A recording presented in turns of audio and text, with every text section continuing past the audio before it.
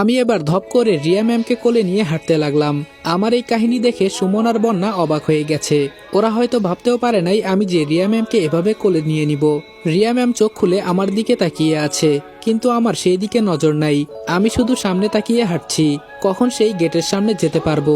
তবে রিয়া ম্যাম কিন্তু এতটাও ভারী নয়, একটু কষ্ট হচ্ছে, কিন্তু কি আর করার, যার জন্য এত কিছু করলাম তাকে কিভাবে ফেলে চলে যাব। হঠাৎ চলতে চলতে আমার একটা কথা মাথায় এলো, আমাদের সাথে যে রিয়া ম্যাম যাচ্ছে সুমন আর বন্যা কিছু বলে নাই কেন, নাকি ওরা আগে থেকেই জানতো। এবার আমি সুমনকে আগে জিজ্ঞেস করলাম আর কয় মিনিট বাকি আছে।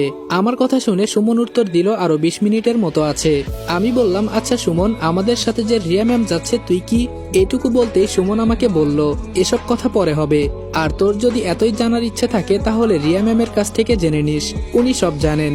এবার আমি রিয়া ম্যামের দিকে একটু নজর দিলাম, দেখি রিয়া ম্যাম এক দৃষ্টিতে আমার দিকে তাকিয়ে আছে।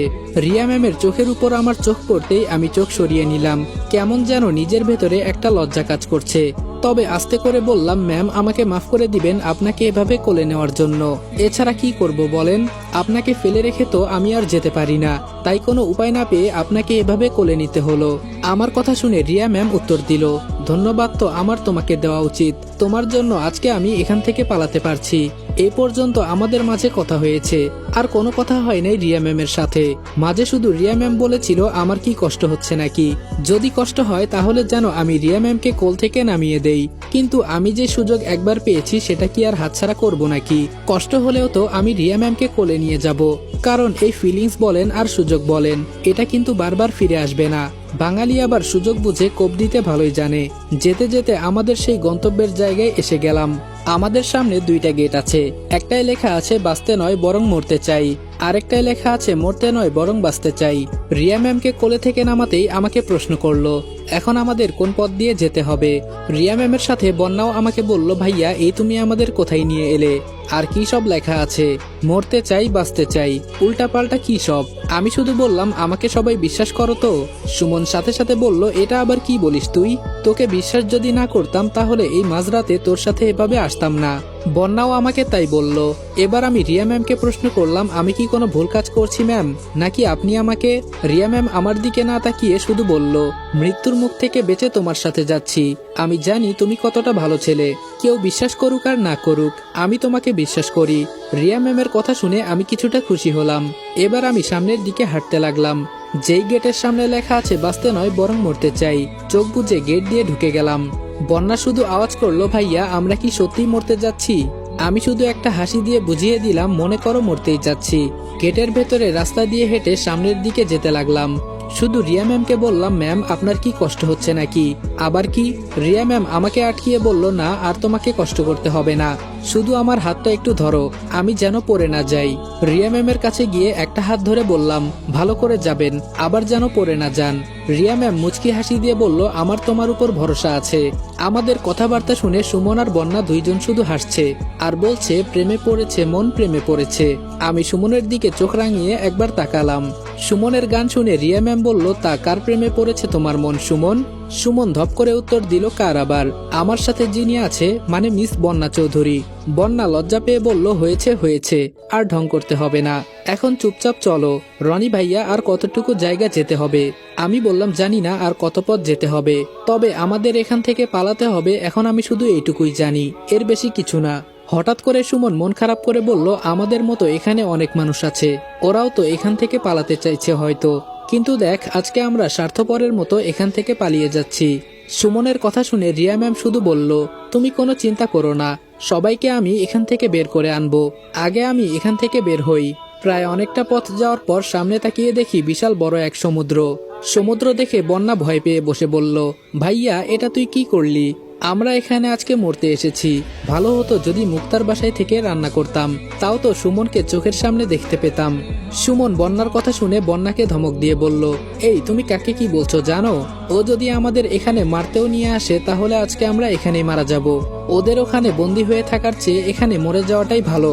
হতেও তো পারে ওরা কোনো একদিন রিয়া ম্যামের মতো আমাদের উপরেও অত্যাচার করা শুরু করে দিবে। সুমনের কথা শুনে বুঝলাম সুমন হয়তো রিয়া ম্যামের বিষয়ে অনেক কিছু জানে। এবার আমি রিয়া ম্যামের দিকে তাকিয়ে বললাম, আমি যতটুকু জানতাম ততটুকু আপনাকে নিয়ে এসেছি, তবে আপনাকে আমি এখান থেকে বের করবই। সেটা আমার জীবনের বিনিময়ে হলেও। এটা বলে আমি আমার চোখ বন্ধ করে দিলাম। হঠাৎ করে মনে হলো বইয়ে তো এটা লেখা ছিল, সামনে বিশাল বড় এক সমুদ্র। তবে তুমি যদি সমুদ্র মনে করো তাহলে মায়ার জালে আটকে পড়বে, মরতে হলে মরার মতো মরো, মায়ার জাল ভেঙে দিয়ে চলে যাও। আমি এবার বুঝলাম আমার সামনে যা আছে সবকিছু মায়াজাল। হঠাৎ করে পেছনে কিছু একটা আওয়াজ শুনলাম। রিয়া ম্যাম শব্দ শুনে সাথে সাথে বলল, ওরা আমাদের দিকে আসছে, আমাদের যা কিছু করতে হবে তাড়াতাড়ি। সুমন রিয়া ম্যামের সামনে এসে বলল, ওরা আসছে মানে? যেই ঘুমের ওষুধ খাওয়ালাম ওদের। আমার তো মনে হয় 1-2 দিন ঘুম ভাঙে কিনা সন্দেহ। রিয়া ম্যাম মুচকি হাসি দিয়ে বলল, মুখটাকে এখনো হয়তো তুমি চিনো না। ও যদিও ঘুমের ওষুধ খেয়েছে, কিন্তু ও বুঝে গেছে যে আজকে আমরা এখান থেকে পালিয়ে যাব। এখন এসব কথা বাদ দাও রনি, তাহলে কি আমরা পালাতে পারবো না? আমি এবার সামনে সমুদ্রের দিকে যেতে লাগলাম। কিছুটা যাওয়ার পর রিয়া ম্যাম আমার হাত ধরে বলেছি না আমি তোমাকে বিশ্বাস করি, এখন তাড়াতাড়ি চলো। আমি শুধু রিয়া ম্যামের দিকে অবাক হয়ে তাকিয়ে আছি। আজকে আমি অজানা একটা পথ খুঁজে বের করেছি। জানি না এতে আমার মৃত্যু হবে কিনা, কিন্তু রিয়া ম্যাম আমার সঙ্গ দিচ্ছে। আমাদের পেছনে আসতে আসতে সুমন বলল, বন্যা তুমি সাঁতার পারো না? আর যদি বলো সত্যি তোমার মৃত্যু হবে তাহলে তুমি এখানে একা একা থাকো, আমার আবার এখান থেকে যেতে হবে। তবে তুমি এটা ভেবো না যে আমি তোমাকে ভালোবাসি না, অনেক অনেক ভালোবাসি তোমাকে। যদি থাকতে চাও থাকো, তবে আমি যদি এখান থেকে বেঁচে ফিরি তাহলে অবশ্যই তোমাকে বাঁচাতে আসব। বন্যা এবার আর না দাঁড়িয়ে সুমনের হাত ধরে বলল, তুমি মরতে পারলে আমিও পারবো, বাঁচতে হলে 2 জন একসাথে বাঁচবো, মরতে হলে 2 জন একসাথে মরবো। আমি কি তোমাকে কম ভালোবাসি নাকি? রিয়া ম্যাম বলল, সত্যি তোমাদের ভালোবাসা অনেক সুন্দর, হাজার হাজার বছর তোমাদের ভালোবাসা বেঁচে থাকুক, দোয়া করি। সমুদ্রের কিনারে গিয়ে বললাম, ম্যাম এটা কোনো সমুদ্র না, এটা একটা মায়াজাল, ভয় না পেয়ে সামনে হাঁটেন। আমাদের দেখে ওদের মনের ভেতরে একটু সাহস আসবে হয়তো। সমুদ্রের পানিতে পা দিব, কিন্তু এগুলো তো পানি না, নিচের সবকিছু মাটি। রিয়া ম্যাম বলল, তুমি আসলে দেখি অনেক কিছু জানো। পেছন থেকে বন্যা বলল, ভাইয়া তোর বুদ্ধি আছে বলতে হবে, তবে মুক্তা অনেক চালাকির সাথে সবকিছু তৈরি করেছে, প্রশংসা করতে হয় শালীর বুদ্ধির। সুমন সাথে সাথে বলল, আমি বলেছি না ও আর যাই করুক না কেন আমাদের মারবে না, আমি জানি আমার বন্ধু পারফেক্ট একটা মানুষ। আবার পেছনের শব্দটা বেড়ে যেতে লাগলো। রিয়া ম্যাম আমার একটা হাত শক্ত করে ধরে বলল, তাহলে ওরা কি আমাদের কাছে এসেই গেল? আমরা বুঝি ধরা পড়ে গেলাম। তাড়াতাড়ি পা চালিয়ে অনেকটা জায়গা যাওয়ার পর দেখি সামনে বিশাল বড় একটা ঝর্ণা।